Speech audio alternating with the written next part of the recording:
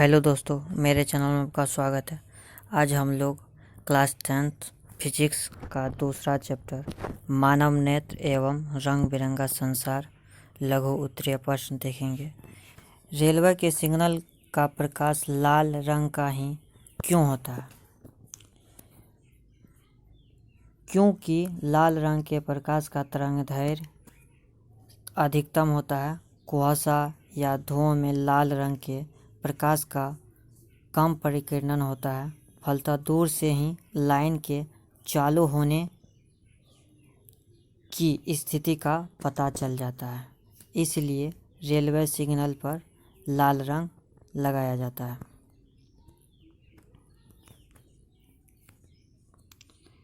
दूसरा क्वेश्चन है, तारे क्यों टिमटिमाते हैं? तारे क्यों टिमटिमाते हैं? हवा की विभिन्न परतों में तापमान अलग अलग होता है, इस कारण उसका घनत्व भी कम होता है। इसलिए तारे से आता प्रकाश इन वायु परतों में विभिन्न मात्रा में आवर्तित होता रहता है, अतः इस कारण तारे टिमटिमाते नजर आते हैं।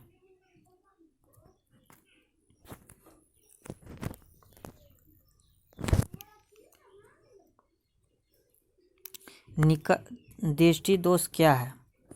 यह कितने प्रकार का होता है? जब किसी वस्तु का प्रतिबिंब आँख की रेटिना पर स्पष्ट रूप से नहीं बनता है तो इस दोष को दृष्टि दोष कहते हैं। दृष्टि दोष 3 प्रकार के होते हैं। निकट दृष्टि दोष, दूर की वस्तु स्पष्ट रूप से दिखाई नहीं देती है, जिसे निकट दृष्टि दोष कहते हैं। दूसरा है दूर दृष्टि दोष। दूर दृष्टि दोष, इसमें निकट की वस्तु स्पष्ट रूप से दिखाई नहीं देती है। तीसरा है अबिंदुकता, इसमें कोई भी वस्तु स्पष्ट रूप से दिखाई नहीं देती है। चौथा क्वेश्चन है, किसी अंतरिक्ष यात्री को आकाश नीला की अपेक्षा काला क्यों प्रतीत होता है? अंतरिक्ष यात्री आकाश में उस ऊंचाई पर होता है जहां वायुमंडल नहीं होता है और न ही वहां कोई प्रकीर्णन हो पाता है, इसलिए उन्हें आकाश नीला नहीं बल्कि काला प्रतीत होता है।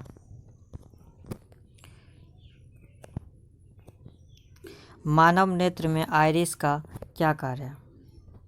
पुतली के आकार को छोटा बड़ा कर आँख के अंदर जाने वाले प्रकाश की तीव्रता को कम या अधिक किया जा सकता है, इसका ये कार्य है। व्याख्या कीजिए कि ग्रह सूर्य चंद्रमा क्यों नहीं टिमटिमाते हैं।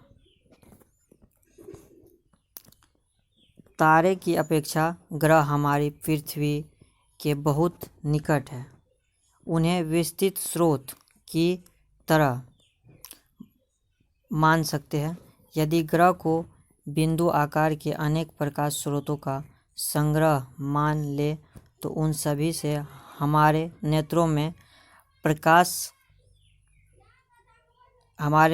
में प्रवेश करने वाली प्रकाश की मात्रा में कुल परिवर्तन का औसत मान 0 होगा, जिस कारण वे टिमटिमाते नहीं हैं। 10 मीटर फोकांतर वाले किसी अवतल लेंस की क्षमता ज्ञात करें।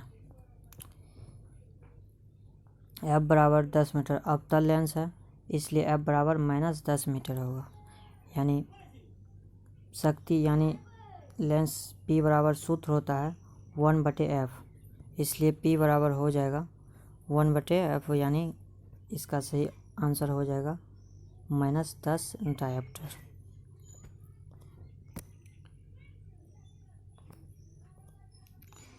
मनुष्य की आँख और फोटोग्राफिक कैमरे में अंतर लिखिए। मनुष्य की आँख और फोटोग्राफी कैमरे में निम्न अंतर है। मनुष्य की आँख और फोटोग्राफी, यह सजीव है, यह निर्जीव है, यह गोलाकार है, यह चौरस है। मनुष्य की आँख पेशियों की सहायता से इसकी उत्तलता को कम या अधिक किया जा सकता है। इसकी उत्तलता को कम या अधिक नहीं किया जा सकता है। मोतियाबिंद किसे कहते हैं? आँख के लेंस के पीछे अनेक कारणों से एक झिल्ली जम जाती है, जिसके कारण पारदर्शी के पार प्रकाश की किरणें के गुजरने में रुकावट उत्पन्न होती है, जिसे मोतियाबिंद कहते हैं।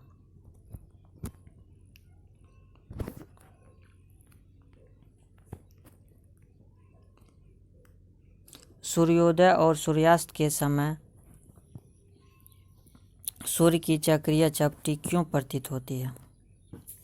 वायुमंडल अपवर्तनांक के कारण सूर्य हमें वास्तविक सूर्योदय से लगभग 2 मिनट पहले दिखाई देने लगता है तथा वास्तविक सूर्यास्त के लगभग 2 मिनट बाद तक दिखाई देता है। इस तरह से आप इसका चित्र देख के समझ सकते हैं। पोज करके इसको उतार लें।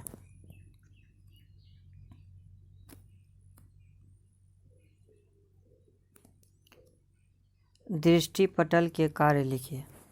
नेत्र के उचित कार्य के लिए दृष्टि पटल अत्यंत महत्वपूर्ण है।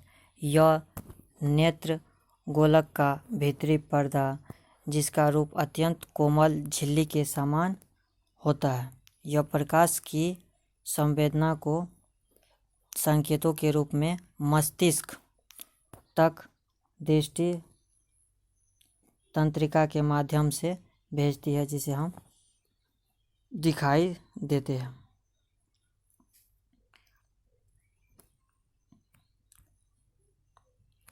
कौन कौन से व्यक्ति नेत्रदान कर सकते हैं?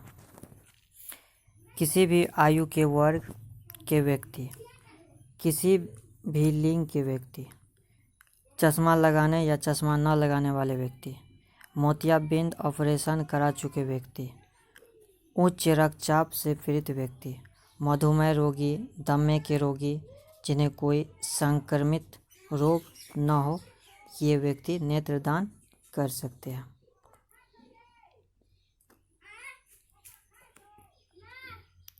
नेत्र की समंजन क्षमता से क्या अभिप्राय है?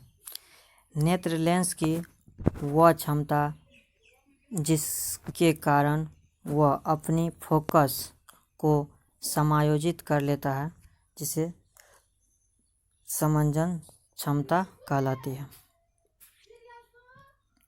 वह कौन कौन से व्यक्ति हैं जिन्हें नेत्रदान नहीं करना चाहिए? पहला एड्स, दूसरा हेपेटाइटिस बी सी, तीसरा जलभित्ति, तीव्र ल्यूकेमिया, धनुस्तंभ, हैजा, तानिकोस्थ, मस्तिष्क शोध आदि व्यक्ति को नेत्रदान नहीं करना चाहिए। इस तरह से आपको हर एक चैप्टर का सब्जेक्टिव, ऑब्जेक्टिव तथा लॉन्ग क्वेश्चन मिल जाएंगे। इसलिए मेरे चैनल को सब्सक्राइब कर बेल आइकन दबा दें। Thank you.